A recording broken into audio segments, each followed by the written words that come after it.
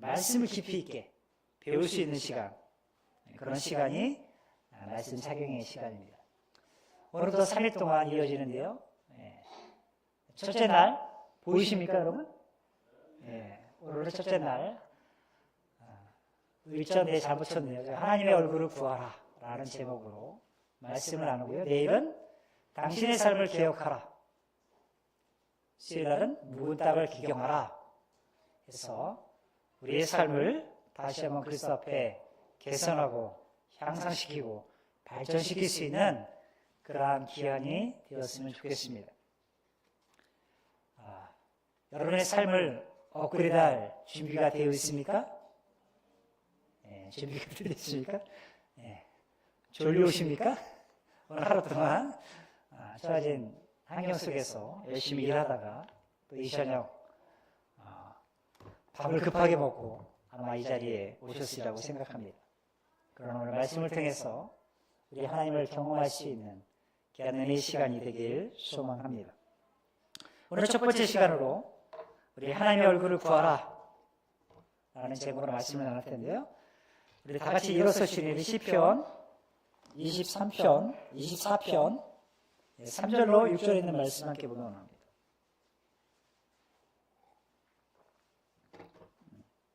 구약성경 819쪽입니다. 3절에서 6절까지 함께 교독하도록 하겠습니다. 여호와의 산에 오를 자가 누구며 그의 거룩할 곳에 설 자가 누구인가? 곧 손이 깨끗하며 마음이 청결하며 뜻을 허탄한 데 두지 아니하며 거짓 맹세하지 아니하는 자로다. 그는 여호와께 복을 받고 구원의 하나님께 의를 얻으리니 이는 여호와를 찾는 족속이요 야곱의 하나님의 얼굴을 구하는 자로다. 셀라. 셀라라는 우리 노래의 으쌰, 추임새 있지 않습니까? 우리 노래. 그런 것처럼 찬양에도 셀라라는 표현으로 추임새를 넣습니다. 이 시간 자리에 작성하시겠습니다. 자, 오늘 이 말씀은 다윗이 지은 시이기도 합니다. 오늘 이 말씀 통해서 하나님의 얼굴을 구하라 라는 제목으로 말씀을 함께 나누고자 합니다. 특별히 근본 사경의 주제가 당신의 삶을 업그레이드 하라입니다. 즉 여러분의 삶의 가치를 좀 높이고 변화와 성장을 통해 더 나은 삶을 추구하라는 메시지일 것입니다. 우리의 삶의 가치가 좀 더 높아지고 변화와 성장을 통해서 내 삶이 한껏 고치되는 그러한 은혜가 특별 말씀 사경회를 통해서 여러분 가운데 있기를 간절히 소망합니다. 오늘 첫 번째 시간 하나님의 얼굴을 구하라 말씀을 나누도록 하겠습니다. 자, 그렇다면 우리의 삶을 개혁하기 위해서 우리의 삶을 업그레이드하기 위해서 우리에게 필요한 것이 있습니다. 여러분 그것이 무엇이라고 생각하십니까? 여러분의 삶을 지난 해보다 올해 향상시키기 위해서 여러분들은 새로운 계획들을 세웠을 것이고 나름대로의 올 한 해 멋지게 인생에 대한 로드맵을 설계했을 줄 믿습니다. 근데 여러분 내 삶을 좀 더 작년 한 해보다 업그레이드 시키기 위해서는요 반드시 지난 해 내가 무엇을 잘했고 못했고 이것에 대한 자기 성찰이 필요합니다. 내 스스로 내 마음을 살피고 반성해야 할 것들을 되돌아보아야 할 것입니다. 그래야 비로소 내 삶에 변화되어야 할 부분들, 내 삶이 고쳐져야 할 부분들, 이런 부분들을 내가 무엇인지를 알게 될 것입니다.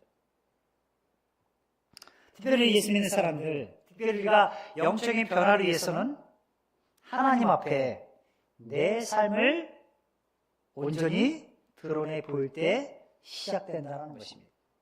내 삶을 오픈할 때 비로소 내 삶의 변화가, 내 삶의 회복이, 영적인 부흥이 시작된다는 것입니다. 자, 그렇다면 여러분의 삶은 늘 하나님 앞에 오픈되어 있습니까?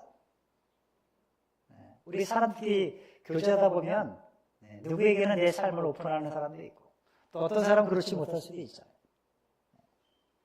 자, 그렇다면 우리의 삶, 내 마음의 중심을 보시고 나의 머리털조차도 새신바 되시는 그 하나님 앞에 여러분의 삶을 날마다 오픈하고 살고 있느냐 하는 거예요. 혹 어떤 부분은 감추고 있지 않는가? 그것을 살펴보자는 것입니다. 진정한 변화는 하나님 앞에 내 자신을 가지런히 벌려놓을 때, 내 문제를 벌려놓을 때 시작된다는 것입니다. 그러면 내 속에 살아 역사하시는 성령 하나님께서 내 삶에 작은 변화들을 일으켜 주시나라는 거예요. 삶의 변화 꿈꾸잖아요. 좀 더 내 삶이 업그레이드된 것을 희망하지 않습니까? 그렇다면 성령 하나님께서 내게 말씀하시는 그 음성에 우리가 귀 기울일 필요가 있습니다. 특별히 오늘 말씀해 보니까 우리의 영적인 삶을 업그레이드하기 위해서 필요한 것은 오늘 6절 하반절에 보니까 하나님의 얼굴을 구해야 된다라고 말씀하고 있습니다. 하나님의 얼굴을 구해야 된다. 본 시편은요, 창조주 하나님이 어떤 분이신가를 우리에게 잘 소개해 주고 있습니다. 이 우주 만물을 지으신 하나님이 과연 우리에게 어떤 분이신가? 그리고 그에게 예배하는 자들의 자세가 어때야 되는가? 이 천지 우주 만물을 지으시고 우리의 생사하고 주관하시는 하나님 앞에 우리는 어떠한 자세로 나아가야 되는가? 어떠한 자세로 예배해야 하는가? 이것을 말씀하고 있는 것입니다. 특별히 본 시편은 다윗이 성소의 언약궤를 메고 가면서 불렀던 노래입니다. 오벳 에돔의 집에 있던 언약궤가 드디어 시온산 예루살렘 성이 있는 그곳으로 옮겨질 때 불렀던 시편이 바로 오늘 우리가 읽은 시편 24편의 내용입니다. 지금 다윗은 온 우주의 주권자이시고 만왕의 왕이시오 영광의 왕이신 그 하나님의 임재를 상징하는 이 법궤가 드디어 이스라엘 왕국의 수도인 시온산으로 완치될 때 너무나 큰 감격과 기쁨에 겨워 온 백성을 한데 모으고 수금과 비파와 소고와 재금과 나팔을 연주하면서 이 노래를 부르면서 하나님을 맞이했다라는 거예요.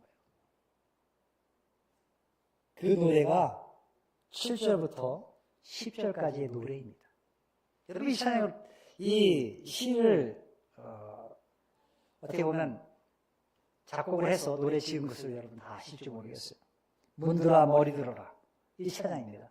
문들아 머리 들어라. 제가 이 찬양을 하고 싶었어요. 근데 집사님이 아실까 이런 고민을 막 했어요. 제가 불러야 이 찬양을 선곡하고 싶었는데요. 이 찬양입니다. 문들아 머리 들어라, 들릴지어다 영원한 문들아, 영광의 양 들어가시도록, 영광의 양 들어가신다. 이 찬양 많이 가스레송으로 불러지죠. 그러니까 찬양을 부를 때 성경의 구절을 따서 지은 곡들, 이런 곡들은 우리가 많이 불려줘야 한다고 저는 생각합니다. CCM이라고 하는 찬양들 전혀 그냥 뭐 이렇게 하나님과는 상관없이 불려지는 노래들 많이 있지 않습니까? 그것을 우리가 좀 선별해서 불러야 되고요. 이렇듯 하나님의 말씀을 통해서 곡이 지어진 것들, 거기에 가사가 쓰여지고 또 거기에 곡이 붙어서 노래 불러지는 것들을 우리가 많이 불러야 된다라는 생각을 듭니다. 그래서 이 찬양은요, 그저 그냥 문들어 머리 들어라 그러잖아요. 문들어 머리 들어라 하면서 큰 소리로 막 손을 들면서 막 찬양했을 거예요. 그 찬양을 부른 것이에요. 영원한 문들아, 성소를 얘기하는 거예요. 성소의 문을 얘기하는 거죠. 영광의 왕이 누구시냐? 만왕의 왕이 누구시냐? 영광의 왕이 누구시냐? 노래 부르면서 지금 언약궤가 드디어 하나님의 집으로 돌아오는 그 장면이 펼쳐지고 있는 것이 바로 시편 24편이었습니다. 여러분, 그렇다면 여기 이 장엄한 강경, 흥겨운 노래. 아마 다윗은 오베데돔의 집에서부터 이 시온산, 예루살렘 성전이 있는 그곳에까지 이 언약궤가 옮겨질 때 그의 시선이 어디가 있었어요? 아마 처음부터 끝까지 그 언약궤, 하나님의 임재의 상징인 언약궤의 시선이 빼앗기지 않았을 것입니다. 여기 법궤는 하나님의 임재를 상징합니다. 그래서 본 시편은요, 창조주 하나님이 우리들 가운데 임재하실 때 내 마음을 열도록 촉구하는 시임을 우리가 알 수가 있다는 거예요. 하나님이 우리 가운데 임재하실 때 우리의 마음을 오픈해라 라는 메시지라는 거예요. 하나님이 우리 가운데 지금 예배 가운데 함께 하실 때 여러분의 마음을 활짝 열라라는 거예요. 그래야 그 말씀이 내게 양식이 되고 내게 만족함이 되는 것이죠. 만왕의 왕을 향하여 마음의 문을 활짝 열어 그분을 영접할 때 우리는 그분과 함께 동행하는 삶을 살게 될 줄 믿습니다. 본 시편은요, 총 세 부분으로 나눠져 있습니다. 1절과 2절은 창조주 하나님의 어떤 분이신지, 온 천지 만물을 주관하시는 하나님의 주권을 노래하고 있습니다. 3절과 6절은 여호와를 경배하는 자의 마땅한 자세가 어때야 하는지를 우리에게 교훈해 주고 있습니다. 그리고 7절과 10절은 그 하나님의 임재의 상징물인 법궤가 성소에 도착했을 때 성소의 문지기들에게 영광의 왕이 드디어 성소로 들어갈 터이니까 그 문을 활짝 열라 외치는 노래의 곡이 바로 하반절에 7절부터 10절까지의 내용입니다. 자, 그렇다면 이 시편의 깊은 뜻, 깊은 의미, 교훈, 그것을 우리가 잘 헤아려 보면요, 특별히 이 시편은요, 하나님의 임재, 하나님의 임재의 결정적인 증거는 언약궤였습니다. 자, 그렇다면 오늘날 하나님의 임재의 결정적 증거가 우리에게 오셨는데 그분이 누구일까요? 바로 예수 그리스도이십니다. 하나님이 너희와 함께 하고 있음을 나타내는 증거가 예수 그리스도였다는 거예요. 예수가 이 땅 가운데 오셨다는 것은 하나님이 지금 너희와 함께, 너희 백성과 함께 하겠다라는 증거였습니다. 그러므로 성도인 우리들은요, 영광의 주님을 맞이할 때, 즉 주님 앞에 나아올 때 나의 기쁨, 나의 찬양이 어때야 하는지를 우리 이 말씀을 통해서 교훈받아야 합니다. 과연 우리는 주님 앞에 나올 때 여기 다윗처럼 문들어 머리 들지어다라고 노래하면서 찬양하듯이 기쁨과 영광의 주님을 찬양하는 그 모습이 우리에게 있는가를 살펴보아야 한다는 것입니다.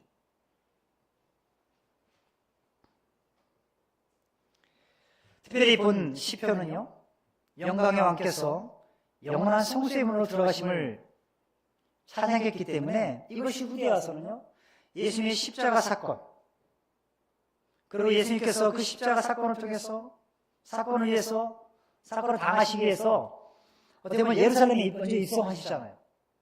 어린 아기를 타고 입성하신 후에 십자가에 죽으시고 죽은 지 3일 만에 부활하시고 제자들에게 40일 동안 보이셨다가 부활 승천하기까지 예언된 내용이 이 말씀 속에 포함되어 있다는 거예요. 구약의 다윗의 시인에도 불구하고 하나님의 임재의 상징인 그 언약궤 속에 포함된 내포된 영적인 의미가 바로 이런 의미가 있다는 거예요. 그래서 하나님의 임재의 결정적인 증거가 바로 예수 그리스도라는 거예요. 예수 그리스도 안에 하나님의 모든 영광이 다 들어있다는 것입니다. 사랑하는 성도 여러분, 올 한 해 새롭게 한 해를 시작하면서 여러분의 삶이 지난해보다 더 향상되어지고 개선되어지기를 진정 소망하십니까? 그렇다면 그 무엇보다도 우리는 날마다 주의 임재 앞에 나아가 하나님의 얼굴을 구해야 한다는 거예요. 어제보다 오늘이, 오늘보다 내일이 더 나은 삶의 향상을 위해서는 하나님의 얼굴을 구해야 한다는 것입니다. 자, 그러면 하나님의 얼굴을 구한다는 게 뭘까요? 하나님의 얼굴을 구한다. 여러분, 이 하나님의 얼굴을 구한다라는 이 표현은요, 하나님과의 친밀한 교제를 원하고 그분의 은혜와 임재를 경험하고자 하는 깊은 갈망, 성경적 해석은 이렇게 표현하죠. 하나님과 좀 더 긴밀한 교제를 위해서 그분의 임재하심을 경험하기 위해서 나아가는 행위, 그것을 하나님의 얼굴을 구한다라고 표현했어요. 그렇다면 여러분, 하나님과 친밀한 교제를 원하고 있습니까? 그분의 임재 한가운데, 그분의 은혜 가운데 젖어 살기 원하십니까? 그렇다면 하나님의 얼굴을 우리는 구해야 합니다. 자, 그래서 오늘 말씀해 보면 그 하나님의 얼굴을 구하는 자가 누구냐 하는 거예요. 진정 하나님의 임재하심 속에서 하나님과 친밀한 교제를 원하는 자가 누구냐라고 반문하듯이 묻고 있는 것입니다. 그러면서 하나님의 얼굴을 구하는 자에게 임하는 축복이 무엇인지 우리에게 말씀해 주고 있습니다. 보시편의 저자인 다윗은요, 오늘 3절에 보니까 여호와의 산에 오를 자가 누구며 그의 거룩할 곳에 설 자가 누구인가라고 우리에게 묻습니다. 여호와의 산, 시온산을 얘기하죠. 하나님의 임재의 상징인 성소가 있는 그곳, 그 거룩한 곳에 설 자가 누구인가라고 우리에게 지금 반문하고 있습니다.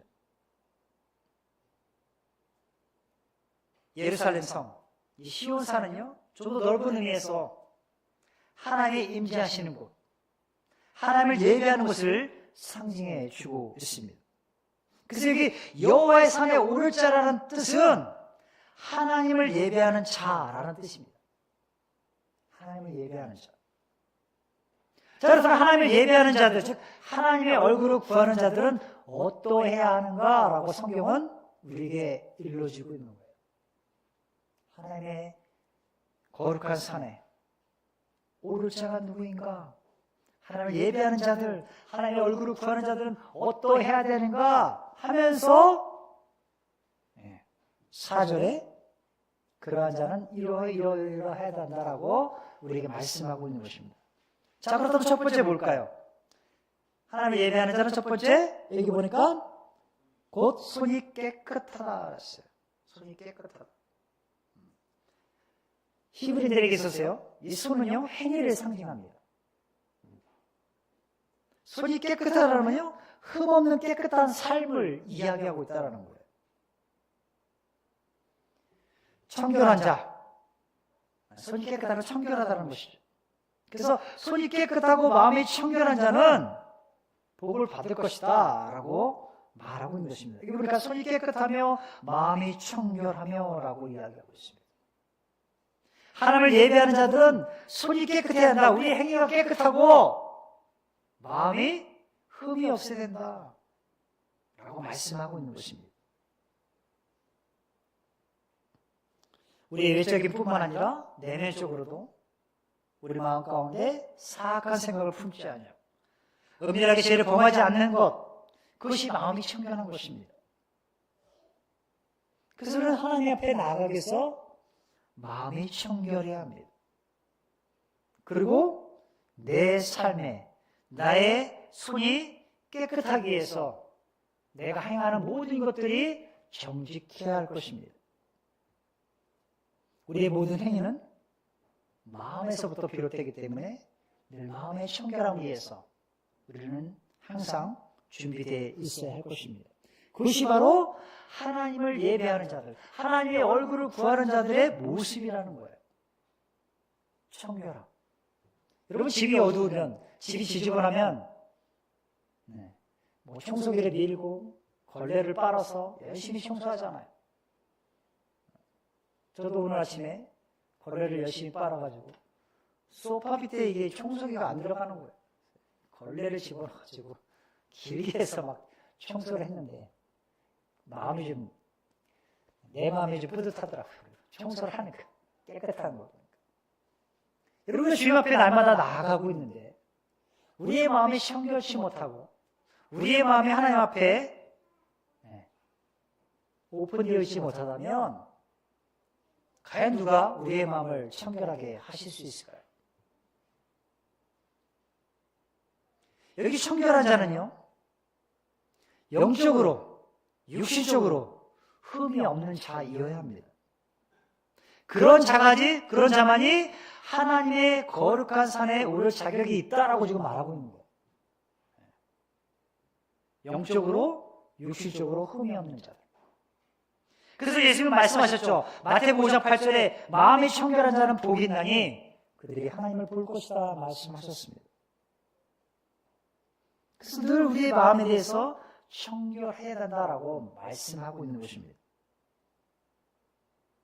여러분의 영적인 삶이 한 단계 도약하기 위해서는요, 반드시 여러분의 심령이 청결해야 합니다.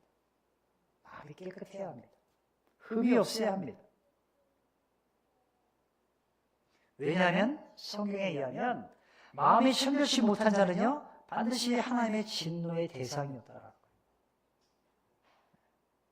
아담이 그러했어요. 그래서 에덴 동산에서 추방당했습니다. 노아 시대에 노아의 가족 외에 수많은 이 땅의 인류가 그 마음이 청결치 못한 징계의 대상이 되고 말았습니다. 우리가 잘 아는 소돔과 고모라 성은 어떻습니까? 이미 부패하고 타락하고 거짓되고 성적으로 문란한 그 시대에 하나님의 심판의 대상이었음을 우리는 잊지 말아야 합니다. 그러나 하나님의 사랑하고 그분의 뜻을 쫓아 청결한 자들은 항상 하나님의 축복의 대상이었음을 보게 됩니다. 우리가 잘 아는 마틴 루터가요, 어느 날 식음을 전폐하고 수도원에서 열심히 기도하고 있었습니다. 그래서 기도한 거예요. 하나님 내 죄를 용서해달라. 주님 제발 나의 마음에 이 죄악들을 용서해달라고 몇 번이고 반복해서 기도했습니다. 그러던 어느 날 아침이 되었습니다. 일찍 일어나 루터는 세수대에 물을 떠놓고 손을 씻기 시작합니다. 한 번, 두 번, 세 번. 계속해서 씻는 거예요. 마치 실성한 사람처럼. 그때 그 옆을 지나가던 친구가 그것을 보면서 이렇게 물었습니다. 아니 친구야, 왜 자꾸만 손을 씻는가? 왜 자꾸만 손을 씻는 그 행위들을 반복하는가? 라고 물었습니다. 이때 루터가 아주 심통한 얼굴로 탄식하며 이렇게 얘기했다고 합니다. 내가 아무리 깨끗이 씻으려 해도 내 마음이 깨끗이 할 수가 없네. 내 마음을 깨끗하게 할 수가 없네. 라고 그가 대답했다고 합니다. 루터는 하나님 앞에 늘 자신의 마음을 청결케 하기를 소원했고 그렇게 살고자 애썼던 것을 보게 됩니다. 자, 그렇다면 오늘날 우리도 이 같은 청결한 마음, 깨끗한 마음을 갖고자 하는 간절함으로 하나님 앞에 나와 예배하고 하나님의 얼굴을 구하고 있는가? 여러분 매주 주일날 나와서 아니 우리가 수요예배뿐만 아니라 매일 아침 주님 앞에 나감을 통해서 우리가 얻고자 하는 것이 무엇일까요? 여러분 아침에 말씀을 보고 기도를 하고 묵상을 하고 나름대로 그런 행위들이 무엇이냐는 거예요. 그 모든 것은요, 우리의 심령이 깨끗함을 받기 위함입니다. 그래야 하나님이 그 속에 하나를 부어주시기 때문에. 매주 예배를 드려 나오는 우리의 마음과 태도는 어떠합니까? 혹 뭔가 마음이 분리된 채 드려진다고 생각했어요. 몸은 여기 와 있는데 마음은 딴 데 가 있다. 그것은 바로 형식적인 예배에 불과할 뿐일 것입니다. 하나님 우리 마음의 중심을 보고 계십니다. 만약 우리의 마음이 예배를 하면서도 다른 데 가 있다라면 이런 부분들이 우리가 개선되고 변화되고 개선되어야 할 점이라고 생각합니다. 하나님은 그 무엇보다도 우리의 진실된 마음, 그 마음을 받으시고 더 큰 은혜를 베풀기를 원하십니다. 그래서 우리의 마음이 청결해야 되는 거예요. 하나님은 준비되어 있는데 하나님은 축복을 우리에게 부으시고자 원하시고 올 한 해를 통해서 여러분의 삶을 형통케 하길 원하시는데 우리의 마음이 청결치 못하면 하나님의 은혜는 우리 가운데 부어질 수가 없습니다. 그래서 우리 진정 여호와의 산에 오르기 위해서는요, 먼저 청결한 자가 되어야 된다는 거예요. 그러기 위해서 가장 먼저 중요한 것은요, 그리스도의 대속의 피를 힘입어 죄의 사함을 받아야 합니다. 죄 용서 받아야 됩니다. 구원 받아야 되는 것이죠. 자, 그렇다면 우리 구원받은 우리는 어때야 됩니까? 하나님의 의로우신 그 뜻에 따라 자신의 죄성, 악한 행실을 쳐서 복종시키는 그런 삶이 필요한 거예요. 예수 믿었고 구원받았다고 죄를 안 짓습니까? 죄를 지키며 살아갑니다. 이처럼 내 자신 속에 있는 죄성, 악한 행실들을 처복종시키지 않는 한 우리의 마음은 청결할 수가 없다는 거예요. 여러분 어저께 청소했으니까 오늘 안 해도 됩니까? 아니 지난해 청소했으니까 한 해 묵은 때 청소 안 해도 되겠습니까? 더러우면 매일매일 청소해야 되잖아요. 우리의 심령이 더러워져 있다면, 죄성으로 말미암아서 우리의 심령이 더럽혀져 있고 흠이 있다면 주님의 십자가 앞에 날마다 나아가 이 더러운 것들을 청결케 해야 합니다. 그래야 비로소 하나님은 당신의 은혜를 우리에게 베푸신다는 거예요. 왜 내게는 은혜가 주어지지 않는가? 왜 내게는 하나님이 이와 같은 축복들을 허락하시지 않는가라고 우리가 반문할 수 있지만, 먼저 그러기 전에 내 마음이 청결케 되어 있는가? 우리는 그것을 먼저 성찰해야 하는 것입니다.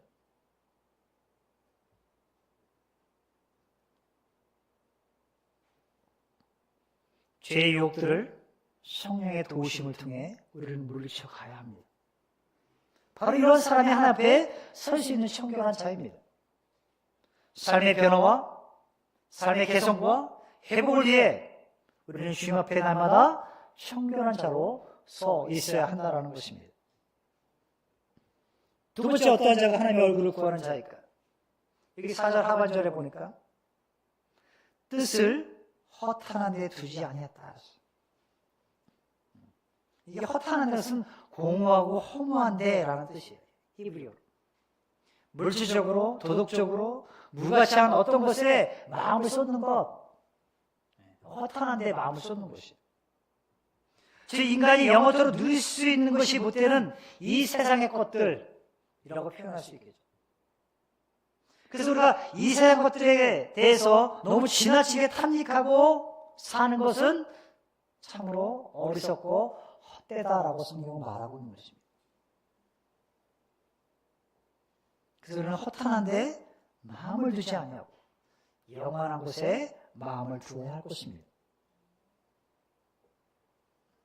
종종 이 단어는요, 히브리어로 사회라는 거예요. 사회. 어려운 단어예요, 사회.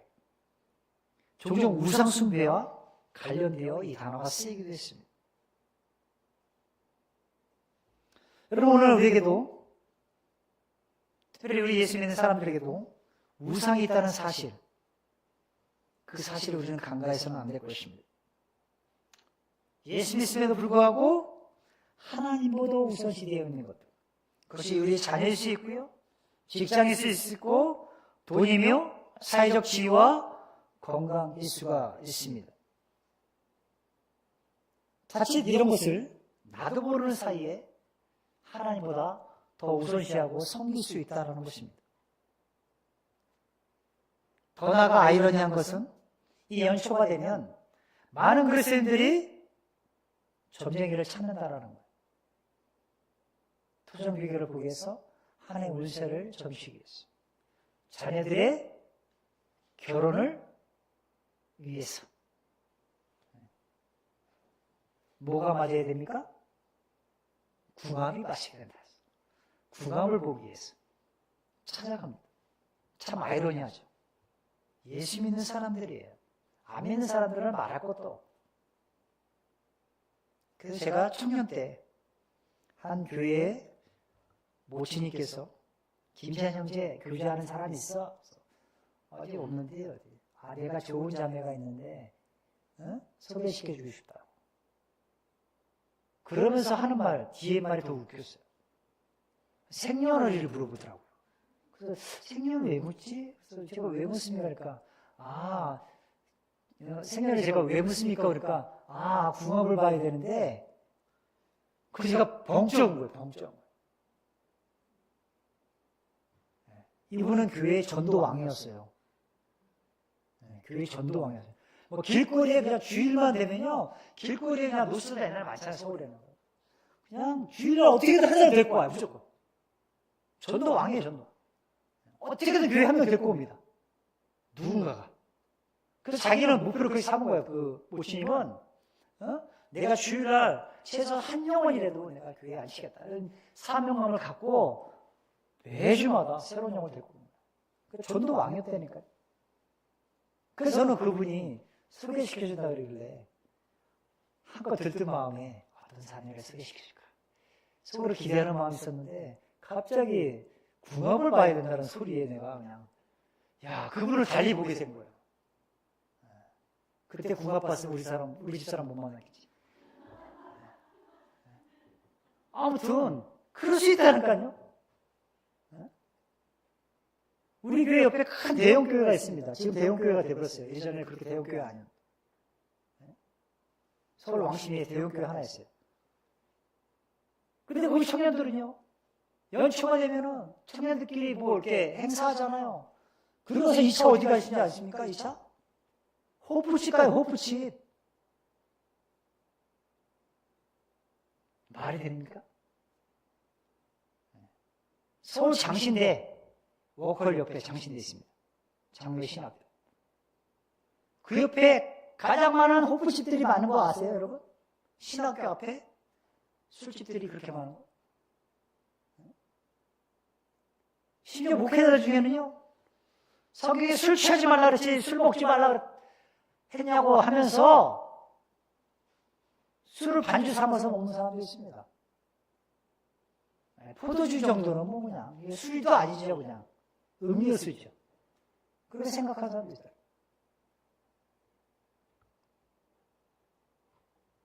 허탄한데 마음을 쏟는 거예요. 청결한 자일까요? 이것은 하나님보다 다른 것을 더 사랑하는 것입니다. 진정 우리가 알 것은요, 땅의 것들을 쫓고 따라가면요, 땅의 것들과 함께 허탄하게 멸망의 길을 갈 수밖에 없다라는 거예요. 땅의 것을 쫓으면 그렇습니다. 그러니 이러한 자들은 영원하고 복된 여호와의 산에 오를 수가 없는 것입니다. 자, 그렇다면 우리가 허탄한 데 마음을 두지 않겠으면요, 우리의 마음을 어디에 두어야 할까요? 영원한 곳에 두어야 된다고. 영원하고 복된 나라, 천국을 소망하며 살아가야 한다는 거예요. 한마디로 의롭고 거룩하신 하나님의 뜻에 가치관을 두고 살라라는 것이죠.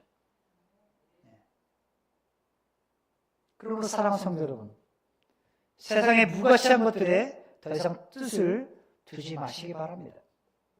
악하고 이기적이고 세상적인 것들에 소망을 두지 마십시오. 하나님을 찾는 자, 즉 하나님의 얼굴을 구하는 자는요, 진정 영원하고 복된 나라, 그 나라를 소망하며 그것에 결국 이르는 자들일 것입니다. 그러므로 그분의 거룩한 산을 바라보는 자들은요, 결국 하나님의 축복이 있고 번성함을 누리게 될 줄 믿습니다.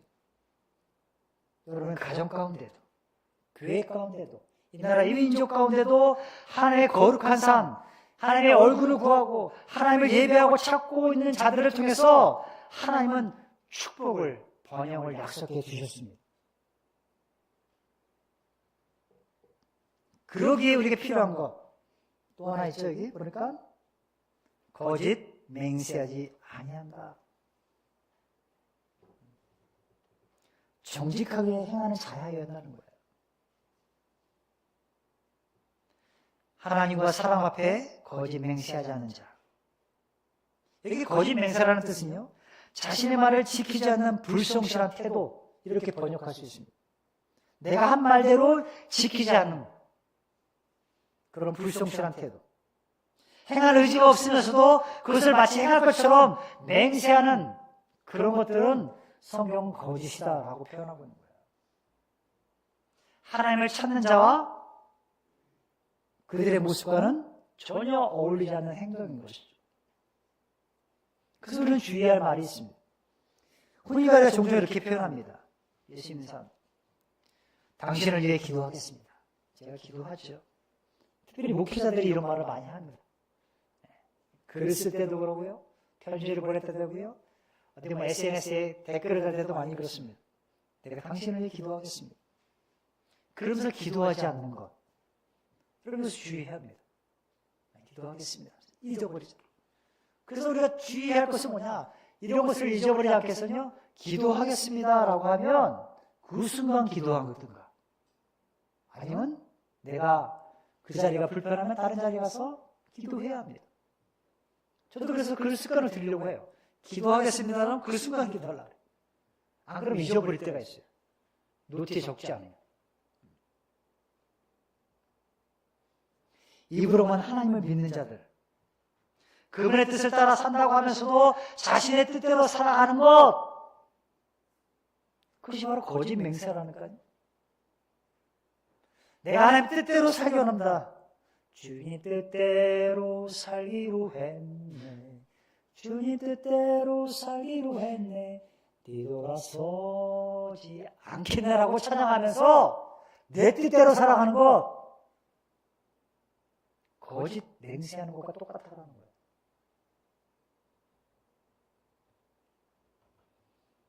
그 마음에 온갖 악독과 악행이 가득한 자들, 겉으로만 경건하고 의로운 채 가장하는 자들, 하나님의 말씀을 무시하고 입으로만 그 말씀대로 살겠다고 고백하는 자들은요, 다 거짓 맹세하는 것입니다. 실제로는 참으로 인간적이고 세상적인 영광만을 구하는 신앙인들, 거짓 그리스도인일 수 있다라는 거예요.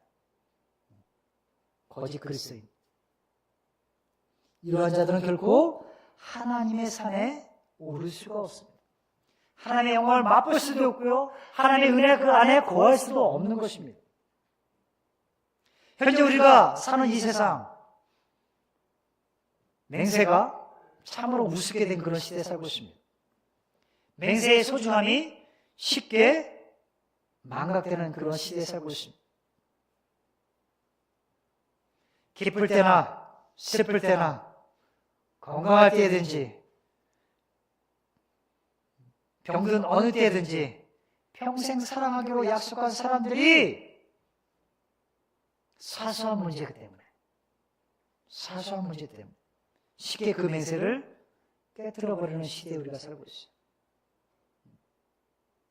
여러분, 한 해 결혼하는 쌍이 많을까요? 이혼하는 쌍이 많을까요?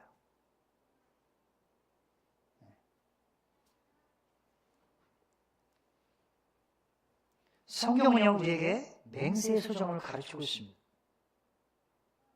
예전에 덴마크에서 한 수상이 수상 취임식을 하면서 범했던 실수가 있었는데요.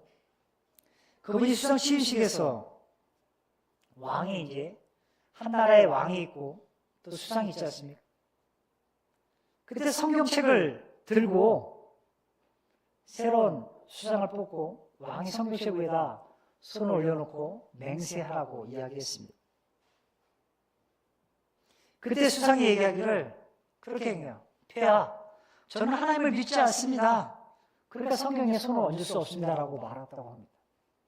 그러자 그 왕이 수상에게 어떤 말을 하는지 아십니까?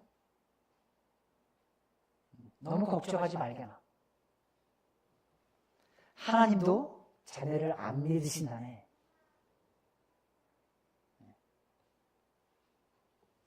그렇게 말했다고 합니다. 오늘날 우리가 사는 세상, 얼마나 맹세가 값없이 여겨지는 시대에 살고 있습니까? 재판장에서 무수한 위증이 판을 치고 있습니다. 진실은 온데간데 없이 돈 많은 사람들이 증거를 조작하며 승리를 쟁취하기도 합니다.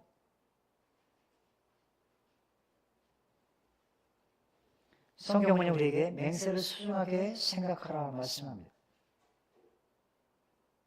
그러나 우리 마음속에는요, 이 맹세의 소중함, 약속의 소중함, 하나님께 대한 결단의 소중함을 점점 잃어서 가고 있습니다. 잃어버리고 있습니다. 그러나 성경은 하나님 앞에 진실되며 정직하게 지키는 자들, 즉 거룩함을 지켜 행하는 자들, 거짓 맹세하지 않은 자들은 거룩한 산에 오를 수 있다라고 말씀하고 있는 것입니다. 그러한 자들에게 하나님 약속하신 거예요. 5절의 말씀이죠. 그는 여호와께 복을 받고 구원의 하나님께 의를 얻는다라고 말씀하고 있습니다. 그러나 그렇게 살지 않는 자들은 전부 다 거짓 맹세하는 자라는 거예요. 결국 그러한 자들 때문에 하나님을 욕되게 한다라는 거예요. 근데 오늘날 이것이 한국 기독교 내에 너무나 많이 이루어지고 있다는 거예요. 많은 사람들이 주일날 예배 가운데 나와서 거짓 맹세하고 있다는 거예요. 하나님, 내가 다시는 그렇게 살지 않겠습니다. 하나님, 내가 이렇게 주님 뜻이라면 이것도 하고 저것도 하겠습니다라고 말하고 있지만 막상 세상에 나가서는 하나님께 약속한 것을 지키지도 않습니다. 그렇게 행하지도 않습니다. 그러니 결국 그 모든 것이 하나님을 욕되게 할 뿐입니다. 그러니 세상으로부터 우리가 질타를 받게 되겠죠. 그러나 진정 하나님을 찾는 자들은요, 여호와께 복을 받을 뿐만 아니라 궁극적으로는 하나님 앞에서 의롭다함을 인정받게 될 것입니다. 여러분, 그러기 위해서 우리가 할 것이 뭐냐? 그분과의 계속적인 만남, 관계 유지를 위해서 늘 청결해야 한다.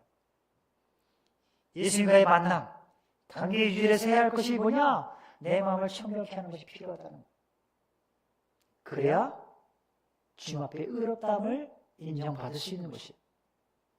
그 무엇보다 성령의 도우심을 입어 마음의 청결함과 깨끗함을 우리는 유지해 가야 합니다. 바로 그러한 자가 하나님의 얼굴을 구하는 자요, 바로 그러한 자가 하나님의 오를 자격이 있는 자요, 거룩한 곳에 설 자격이 있는 자다라고 성경은 우리에게 말씀하고 있는 것입니다. 자, 그렇다면 사랑하는 성도 여러분, 여러분은 하나님의 얼굴을 구하기에 합당한 자입니까? 하나님을 찾는 자로서 여러분의 자세는 늘 어떠하셨나요? 거룩하신 하나님 앞에 나아가 경배할 자격을 우리는 갖추며 살고 있습니까? 오늘 우리는 이 말씀을 통해서 진정 하나님의 얼굴을 찾는 자들, 그러한 자들은 하나님의 축복을 받아 누리게 될 것이다. 결국은 하나님께서 그를 의롭다 인정하실 것이다 라고 말씀을 했습니다. 그러기 위해서 우리가 그 축복에 받는 비결, 그것은 우리 행실이 늘 깨끗해야 합니다. 예수 믿는 자로서. 그리고 우리의 마음이 늘 청결해야 합니다. 하나님 보시기에도, 내 옆에 있는 사람들이 보기에도 늘 투명하고 정직해야 합니다. 또한 뜻을 허탄한 데 두지 말아야 합니다. 세상의 헛된 것에 우리의 마음이 빼앗기지 않도록 늘 성령의 충만함 속에 우리는 살아가야 할 것입니다. 뿐만 아니라 우리의 입술이 늘 청결하고 거짓 맹세하지 않도록 늘 바른 언어 생활들을 해 나가야 할 줄 믿습니다. 바로 이러한 자가 하나님의 얼굴을 구하는 자이다라고 성경은 말씀하고 있다는 거예요. 자, 그렇다면 이 말씀에 비추어 보실 때 과연 나는 하나님 앞에 청결한 자인가? 하나님의 산에 오를 자격이 있는가?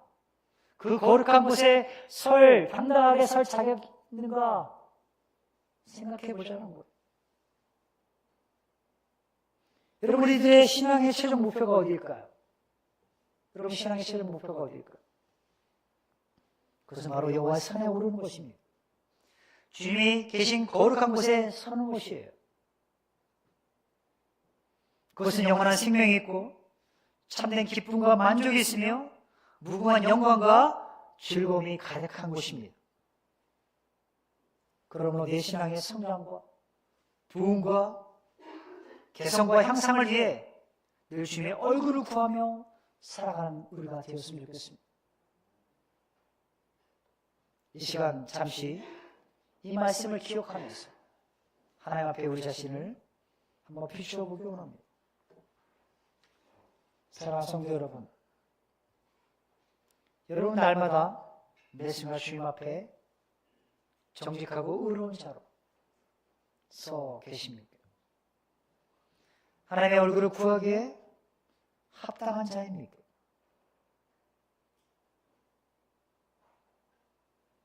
하나님을 찾고 구하는 자는 늘 행실을 깨끗이 해야 합니다. 마음을 청결해야 합니다. 세상의 어떤 것에 마음을 빼앗기지 않아야 합니다. 입술이 정직해야 합니다. 하나님 이런 자들을 오늘날 찾고 계십니다. 하나님의 얼굴을 구하는 자들, 하나님의 임재 속에서 즐거워하고 기뻐하며 마음껏 하나님을 노래하는 자들, 진정한 예배자를 하나님 찾고 계십니다. 그렇다면 사랑하는 성도 여러분, 여러분 하나님 앞에 어떠한 자세로 어떠한 모습으로 예배하며 나아가고 있습니까? 거룩하신 하나님 앞에 경배할 자격을 갖췄다 생각하십니까? 이 험악한 세상, 세상의 헛된 것으로 우리의 마음이 송두리째 빼앗기는 이 세상, 거짓 맹세로 판치는 이 세상, 마음이 정결하지 못하고 어두운 곳에 모든 것이 덮여있는 이 세상, 여러분 우리 신앙의 최종 목표는 하나님의 산에 오르는 것입니다. 그분의 거룩한 곳에 서 있는 것입니다.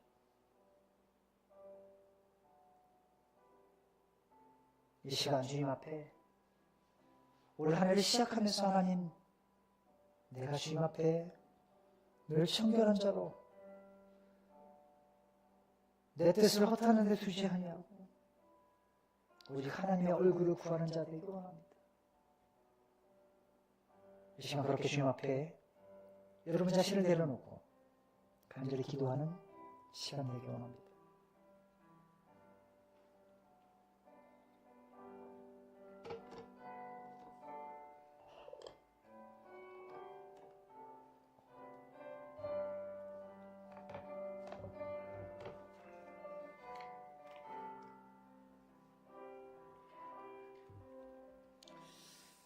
하나님, 오늘 시작하면서 우리가 진짜 하나님 앞에 예배하고 있지만 내 마음의 청결한 늘 비춰보게 하시고 주님 말씀에 힘입어 새로워지기 원합니다. 세상의 거짓되고 다른 곳에 마음을 빼앗기지 않도록 나의 마음의 생각들이 오직 주님께만 집중되어지게 하시고 하나님의 거룩한 산에 오르기 위해서 마음이 정결하고 거짓 맹세치 않고 다른 내 마음을 빼앗기지 않도록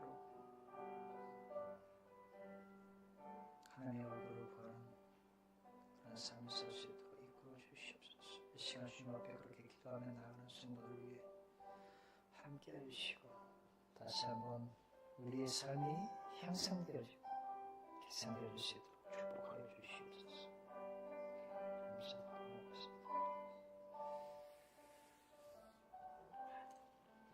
기도가 끝나신 분들은 우리 찬송가 우리 200장 찬송가 200장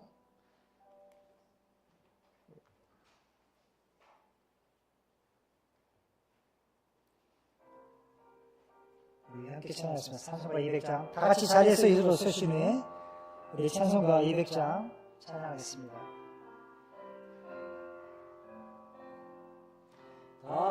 달고 묘한 길 말씀 생명의 말씀을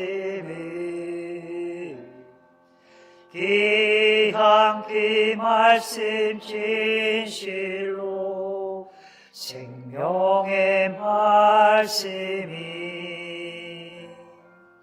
나의 길가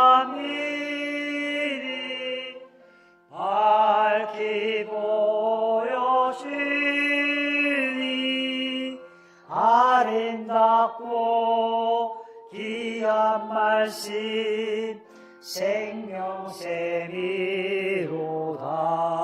생명샘이로다. 아름답고 귀한 말씀 생명샘이로다. 우리 3절 하겠습니다. 널리 엎어지는 생명의 말씀이 마음의 용서와 평안을 골고루 주나니 다만 예수 말씀 듣고 복을 받네. 아름답고 귀한 말씀 생명샘이로다. 아름답고 귀한 말씀 생명샘이로다.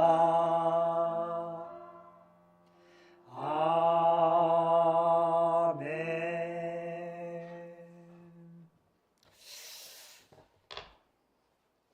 이 시간 함께 기도하겠습니다. 아버지 하나님, 저희가 특별히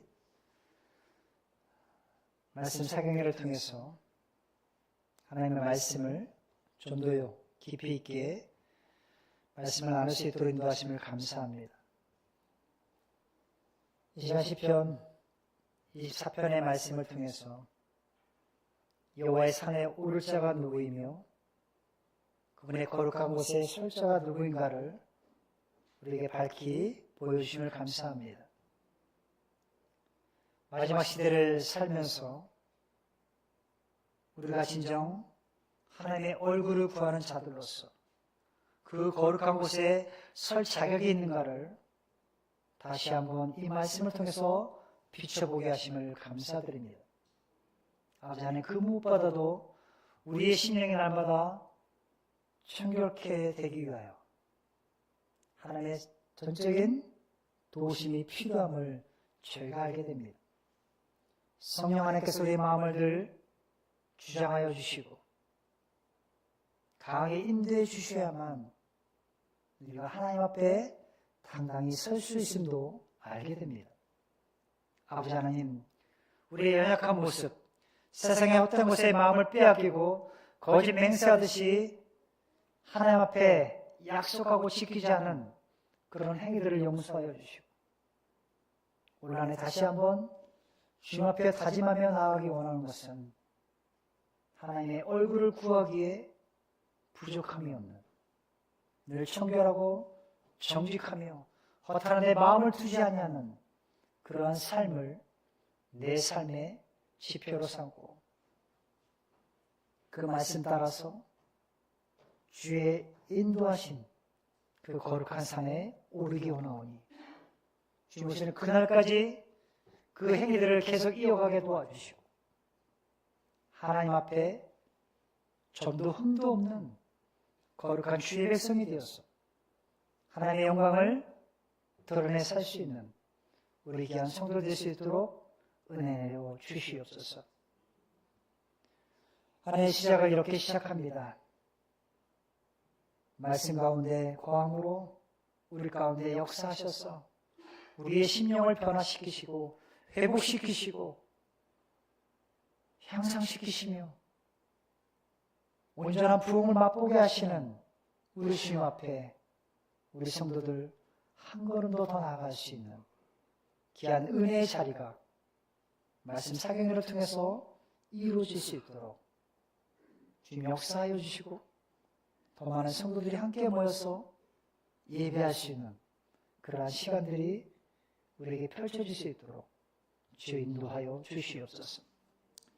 오늘 하루도 여러 모양으로 수고하시는 우리 성도들을 축복하시고 돌아가는 발걸음 인도하시며 있는 그 자리에서도 하나님 앞에 기쁨이 되어지는